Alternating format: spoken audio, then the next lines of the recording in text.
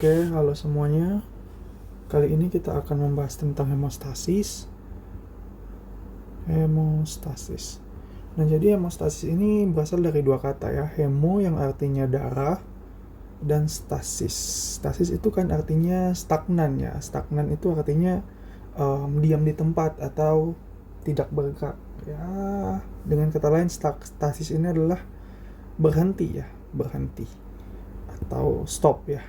Atau ya per definisi hemostasis ini adalah bagaimana cara tubuh untuk menghentikan perdarahannya, menghentikan perdarahan. Nah, oke. Jadi hemostasis ini kan untuk menghentikan perdarahan. Nah, kita kenalan dulu ada faktor-faktor yang berperan. Salah satunya itu platelet. Nah, platelet itu bentuknya kan gini, bentuknya tuh biconvex. Platelet itu bukan sel sebetulnya. Platelet itu adalah pecahan dari suatu sel yang gede yang kita sebut sebagai megakaryosit ya. Jadi ketika megakaryosit ini pecah, nah dia akan membentuk banyak platelet ya. Platelets, ini juga platelets, ini platelets, banyak ya. Jadi satu megakaryosit itu bisa ketika dia pecah itu menghasilkan kurang lebih 1000 ya, 1000 platelets.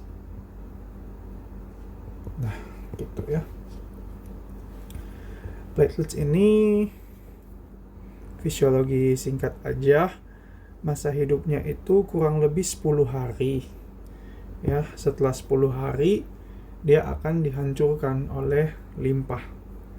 Nah, platelet ini karena dia bukan sel ya, maka dia nggak punya inti dong.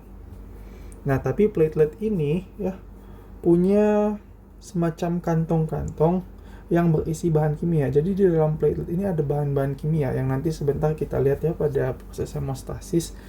Mungkin kita tulis aja ada ADP dan TXA2.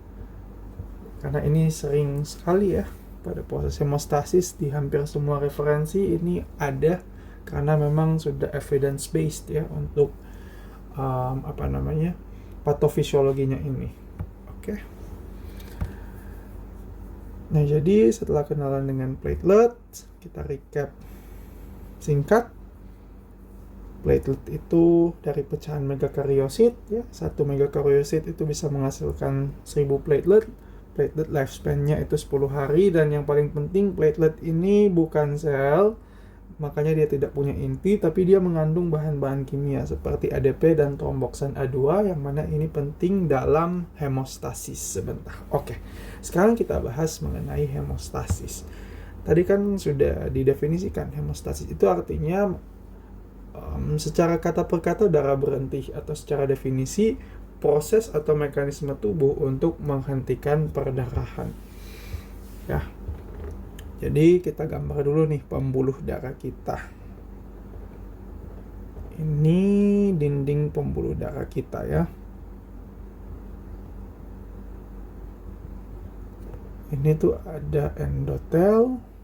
Lalu di bawahnya endotel itu ada kolagen. Di bawahnya kolagen itu ada smooth muscle atau otot polos ya. Ini otot-otot polos. Otot polos. Nah, berarti kalau ada terjadi perdarahan, berarti endotel kita rusak dong ya.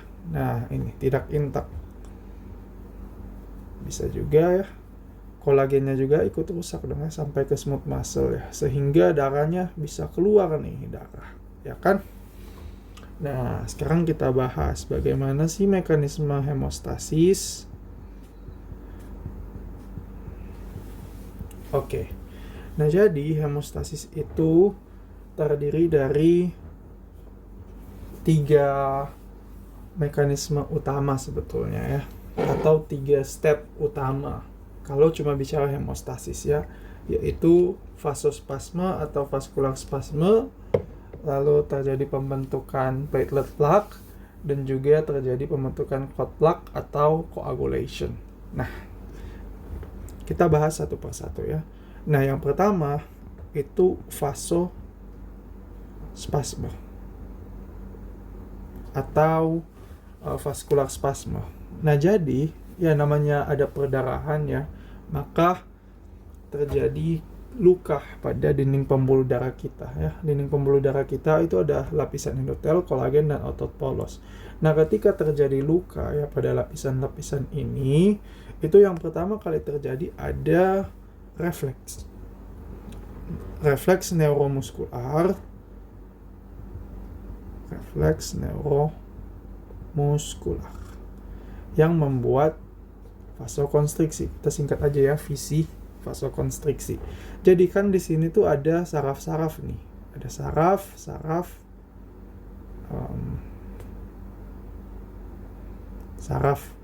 pokoknya di mana-mana saraf ada deh. Tuh ya. Nah, saraf-saraf ini itu akan mendeteksi bahwa terjadi kerusakan nih. Nah, makanya dia langsung akan mengaktifasi lengkung refleks ya, sehingga saraf-saraf ini kemudian akan membuat otot polos ini untuk kontraksi, sehingga terciptalah vasokonstriksi. Nah, mekanisme yang kedua, ketika endotel ini rusak, dia akan melepaskan yang namanya endotelin. Nah, endotelin ini kita tahu adalah vasokonstriktor ya, yang mana dia akan merangsang juga otot polos untuk vasokonstriksi. Ya, endotelin juga menyebabkan vasokonstriksi. Nah, dan mekanisme yang ketiga ya, karena jaringan-jaringan itu di sini tuh rusak, maka mereka akan melepaskan sitokin proinflamasi. Ya, sitokin proinflamasi yang juga akan merangsang otot-otot polos ini untuk kontraksi, sehingga terjadi vasokonstriksi juga. Nah, tujuan dari vasokonstriksi ini apa sih? Ya, kita tahu kan di sini tuh ada darah ya. Ini tuh aliran darah, guys. Anggaplah aliran darahnya ke kanan nih. Kalau terjadi vasokonstriksi, otot-ototnya ini kontraksi ya, maka pembuluh darah kita ya, kalau vasokonstriksi, ukuran atau diameter pembuluh darah kita ya, diameter pembuluh darah kita itu akan menurun ya. Kalau diameter pembuluh darah kita menurun, apa yang akan terjadi? Aliran darahnya pun menurun. Blood flow-nya menurun juga. Kalau blood flow-nya menurun ya, karena ini sedang terjadi perdarahan, maka blood loss-nya menurun. Dan ini yang kita harapkan. Vasokonstriksi supaya perdarahannya nggak makin banyak ya. Perdarahannya atau darah yang keluar itu diturunin. Nah, itu mekanisme yang pertama. Lalu mekanisme yang kedua yaitu pembentukan platelet plaque atau platelet plaque formation. Nah, nah tadi kan kita sudah membahas platelet. Nah, di platelet ini ada dua reseptor penting yang aku rekom kalian untuk kalau boleh dihafalkan. Dua reseptor ini semacam tangan-tangan di platelet. Ada yang namanya GP1B dan ada juga GP2B atau 3A. Nah, ini penting teman-teman ya, GP1B dan GP2B 3A, karena ada penyakit nantinya yang kesalahannya di sini atau defeknya di sini. Mungkin kalau belajar penyakit nanti, itu penyakit yang namanya immune thrombocytopenia purpura, itu masalahnya ada di sini, di mana terjadi autoantibody terhadap GP2B, sehingga nanti kita bahas sebentar ya. GP2B 3A ini fungsinya untuk agregasi platelet ya, sehingga pada penyakit ITP itu platelet nggak bisa agregasi, sehingga terjadilah perdarahan ya. Sehingga teman-teman kalau boleh dihafalkan ya, GP1B, GP2B ya, dan 3A semacam tangan-tangan dari platelet untuk dia bisa berikatan nantinya. Oke. Nah, jadi pada mekanisme yang kedua ya, platelet plaque formation.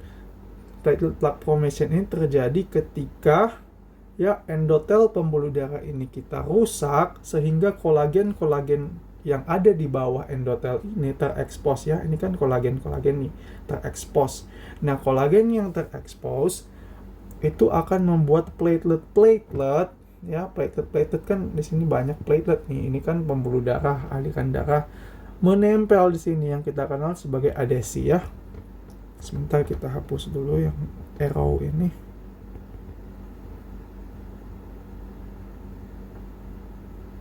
Oke, nah platelet ini beradesi dengan cara gimana sih? Nah, ada yang menjembatani atau memediasi yang kita kenal sebagai von Willebrand factor ya. Ini VWF factor. Jadi, yang pertama kali akan menempel ke kolagen itu adalah VWF ya guys.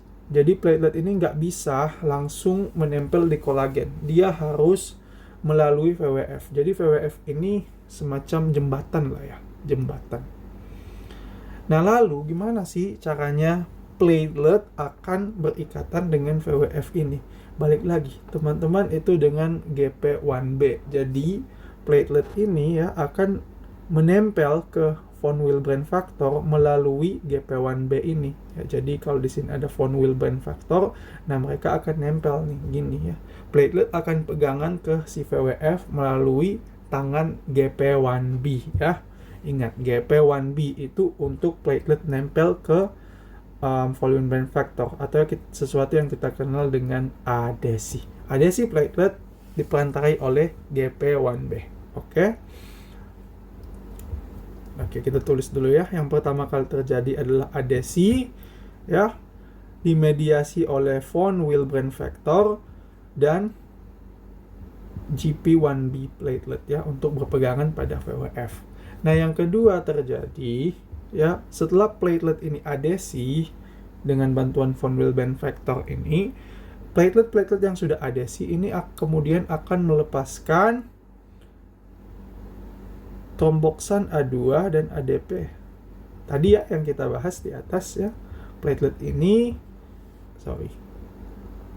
Nah, ini nih. Platelet ini nggak berinti, tapi dia punya ADP dan tromboksan A2. Nah, ADP dan tromboksan A2 ini akan memanggil platelet-platelet yang lain ya. Ini platelet-platelet yang lain untuk datang nih kemari. Datang di daerah yang luka supaya membantu menyumbat perdarahannya, supaya tujuannya perdarahannya nggak makin banyak gitu ya. Jadi pelepasan tromboksan A2 dan juga ADP itu memberikan sinyal ya, memanggil teman-teman platelet lainnya.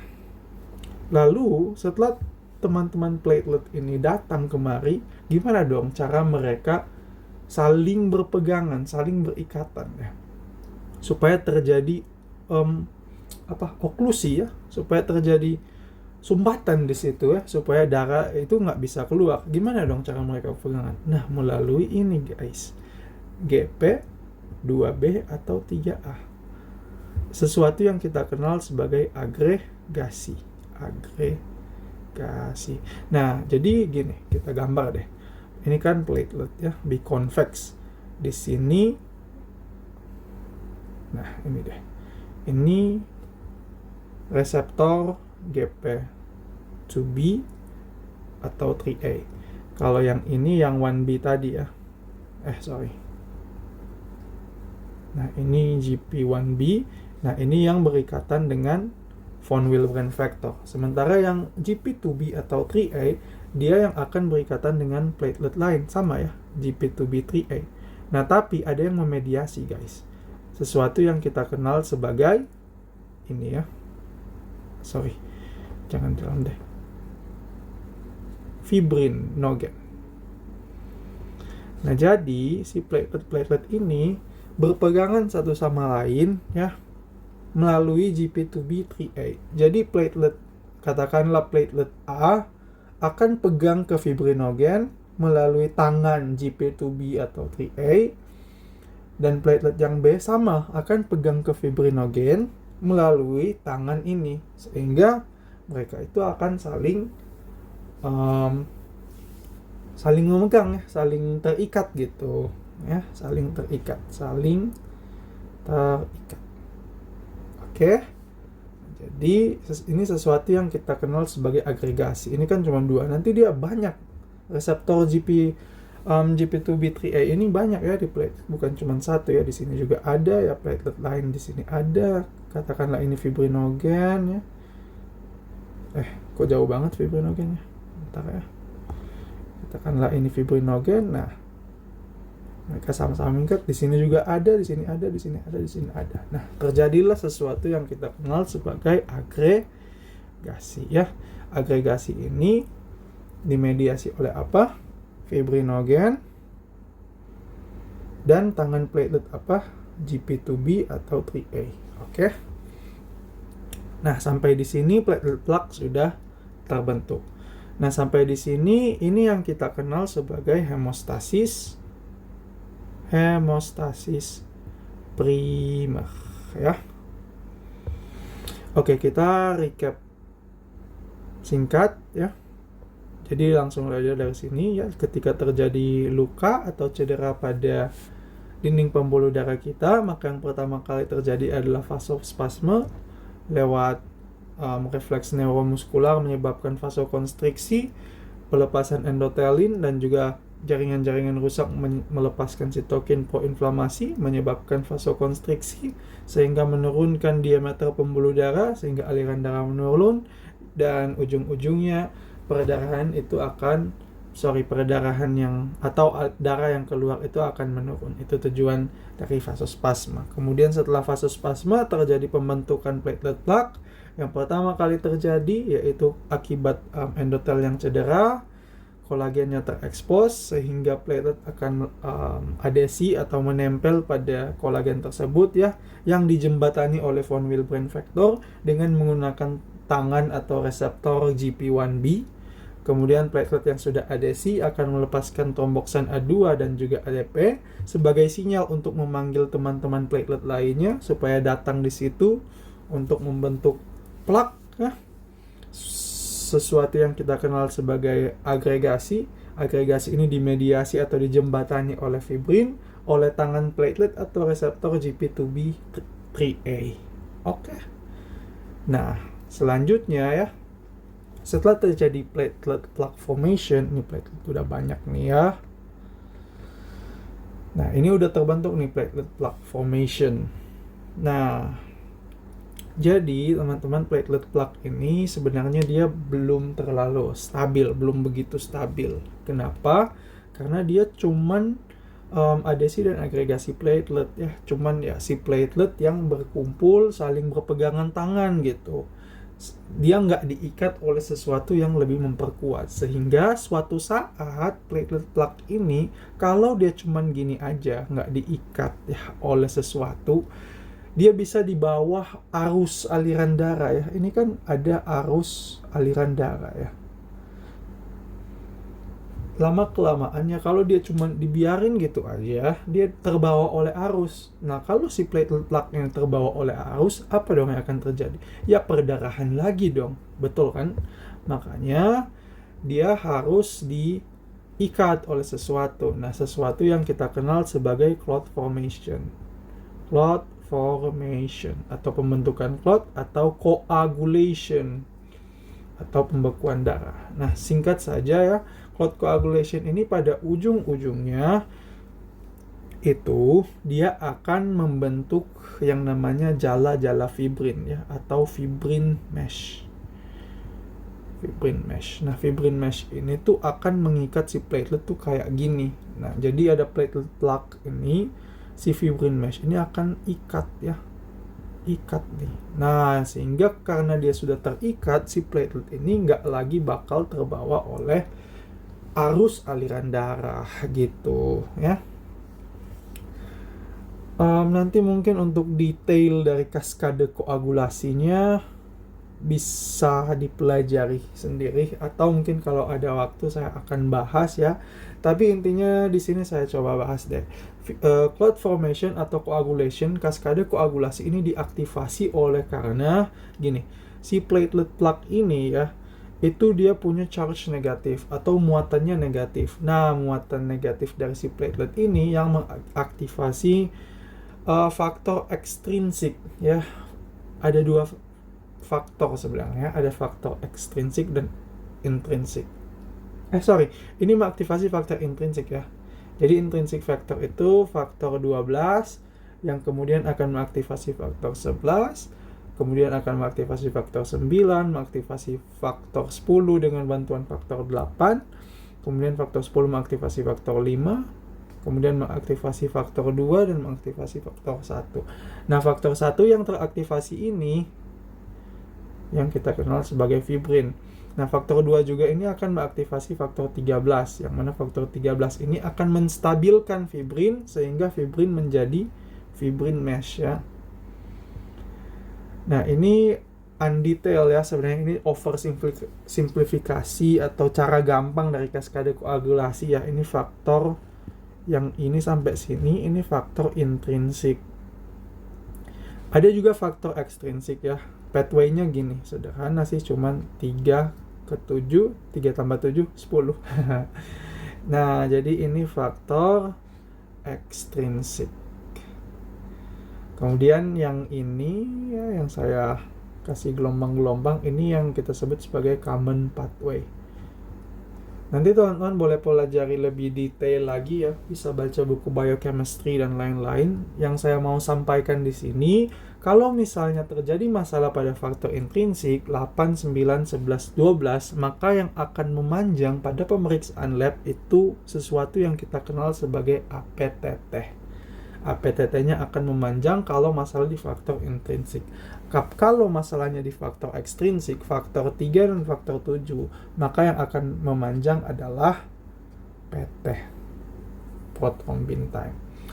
Nah, ini yang penting ya. Mudah-mudahan bisa diingat dan silakan kalau mau pelajari lebih lanjut, dan mungkin kalau ada waktu saya akan coba membahas lebih detail ya. Oke.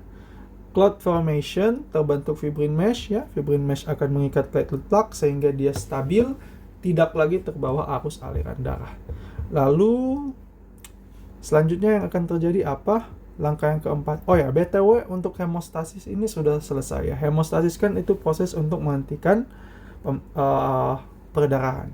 Nah, clot formation ini yang kita kenal sebagai hemostasis sekunder ya. Nah, ada yang penting juga yang bermakna secara klinis. Jadi kalau hemostasis primer itu kita periksanya bleeding time ya. Jadi apabila ada gangguan pada hemostasis primer, maka yang akan meningkat pada pemeriksaan lab itu adalah bleeding time. Nah, sementara kalau pada hemostasis sekunder, apabila ada gangguan pada pemeriksaan lab, nantinya akan meningkat yang namanya clotting time ya. Oke. Nah, clotting time ini terdiri dari 2 ya. Ada APTT dan ada PT. Itu saja ya, intrinsik dan ekstrinsik. Oke, nah untuk hemostasis sebetulnya sudah selesai, tapi apa sih yang akan terjadi selanjutnya ketika clot formation sudah terbentuk? Nah, ketika sudah terjadi clot formation, itu terjadi repair guys ya, repair atau perbaikan jaringan. Nah, ini peran dari VEGF. VEGF itu vascular endothelial growth factor, yang mana fungsi dari VEGF ini untuk pembelahan dari sel-sel endotel ya, pembelahan atau mitosis ya, mitosis sel endotel, sehingga menghasilkan sel-sel yang baru ya, karena sel-sel yang rusak itu diperbaiki lagi lah gitu, di repair ya. Kemudian juga fibroblast ya, fibroblast itu akan mensekresi jaringan ikat ya. Jadi sel-sel yang rusak itu akan diganti ya oleh jaringan ikat atau jaringan parut ya. Sementara endotel itu akan beregenerasi. Dan yang terakhir kali terjadi ketika sudah terjadi repair, sudah terjadi penyembuhan, maka yang terjadi paling terakhir itu adalah fibrinolisis. Nah, fibrinolisis apa sih? Fibrinolisis. Nah, seperti namanya ya, fibrin dan lisis. Artinya fibrinnya dihancurkan. Fibrin itu apa sih? Fibrin itu kan jala-jala yang menstabilkan atau yang mengikat platelet plaque tadi.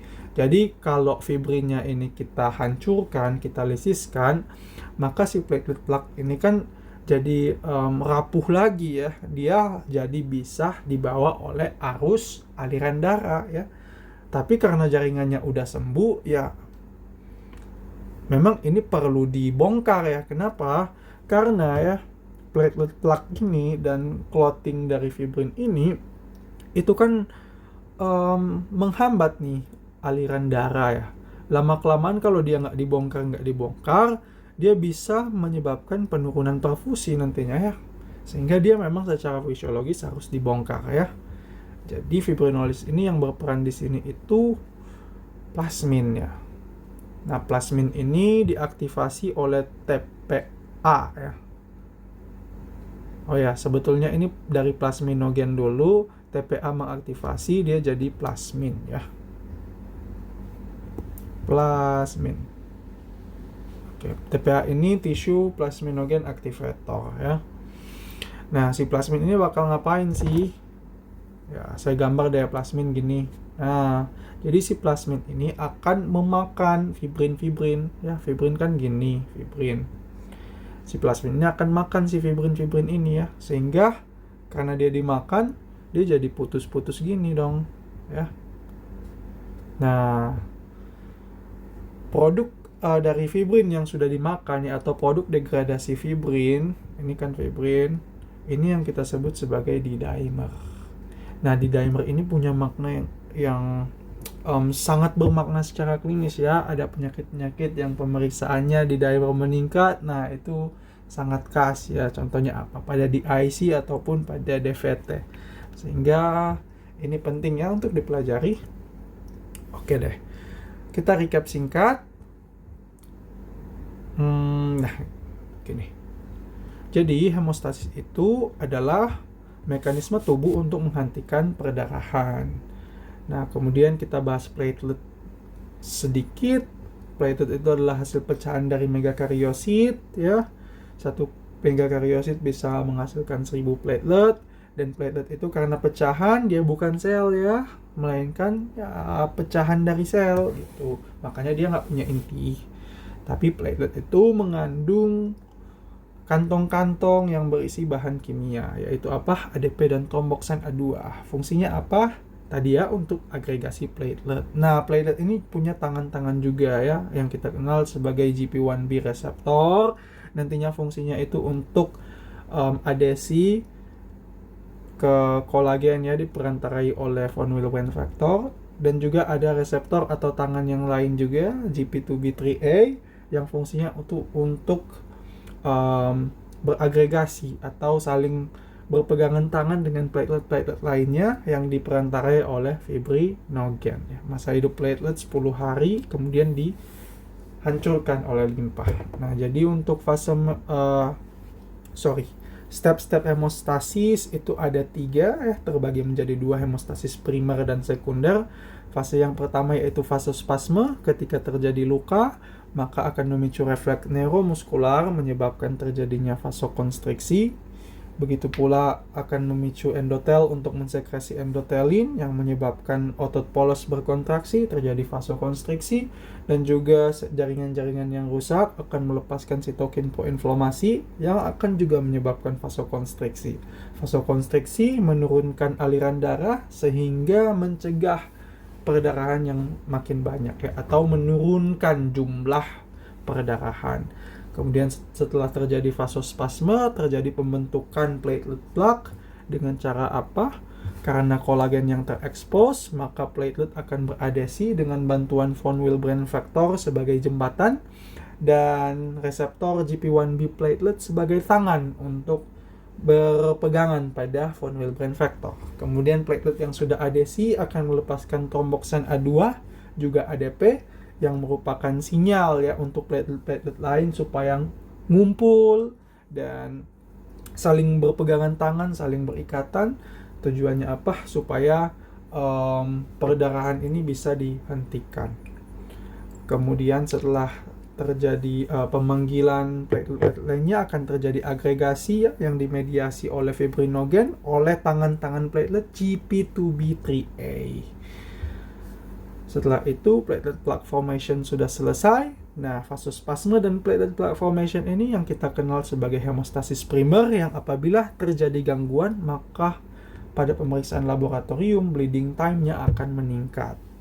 Kemudian yang ketiga terjadi clot formation atau koagulasi atau pembekuan darah ya, yaitu pembentukan fibrin mesh atau benang-benang ataupun jala-jala fibrin yang tujuannya untuk mengikat platelet plaque tadi.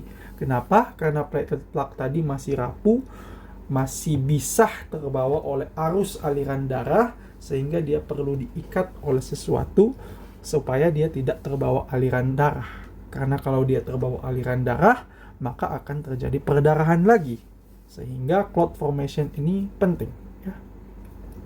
Nah, di sini untuk mekanisme sederhananya ya, aktivasi faktor intrinsik karena muatan negatif dari platelet sehingga mengaktifasi faktor 12 mengaktifasi 11 mengaktifasi 9 mengaktifasi 10 dengan bantuan 8, 10 mengaktifasi 5 mengaktifasi 2 mengaktifasi 1 dan juga 2 mengaktifasi 13. 1 itu adalah fibrin ya guys. Jadi 1 yang tidak aktif itu fibrinogen. Ketika dia aktif, dia menjadi fibrin. Nah, fibrin ini distabilisasi atau dibikin mesh ya, dibikin kayak jala-jala oleh faktor 13. Makanya nama faktor 13 itu fibrin stimulating factor ya. Ini mungkin bisa dipelajari lebih dalam. Nah, jadi intinya atau poin pentingnya di sini ada dua faktor ya, ada faktor intrinsik dan faktor ekstrinsik. Kalau intrinsik itu 8, 9, 11, 12 yang apabila terjadi gangguan itu pada pemeriksaan lab akan menyebabkan APTT-nya meningkat. Kalau faktor ekstrinsik cuma faktor 3 dan 7, apabila terjadi gangguan maka pada pemeriksaan lab PT-nya yang meningkat. Oke. Nah, hemostasis sudah selesai. Clot formation ini yang kita kenal sebagai hemostasis sekunder. Tapi ada yang terjadi setelah hemostasis loh, yaitu terjadi repair, yaitu penyembuhan dengan perannya di sini oleh VEGF, vascular endothelial growth factor ya, fungsinya untuk mitosis sel endotel, menghasilkan sel-sel yang baru, menggantikan sel yang rusak ya. Begitu pula fibroblast akan membentuk jaringan ikat ataupun jaringan parut. Dan yang paling terakhir ya, setelah terjadi repair, reparasi sel, penyembuhan jaringan-jaringan yang rusak, terjadi fibrinolisis ya. Ya, yang berperan di sini adalah plasmin. Plasmin diaktifasi oleh TPA, tissue plasminogen activator, yang mana plasmin ini kerjanya akan memakan fibrin atau mendegradasi fibrin ya. Sehingga fibrin yang tadinya seperti tali ya, tersambung akan terputus-putus. Nah, hasil degradasi fibrin ini yang terputus-putus ini yang kita kenal sebagai D-dimer. Oke, mungkin cukup sekian yang bisa saya jelaskan. Semoga bermanfaat. Terima kasih.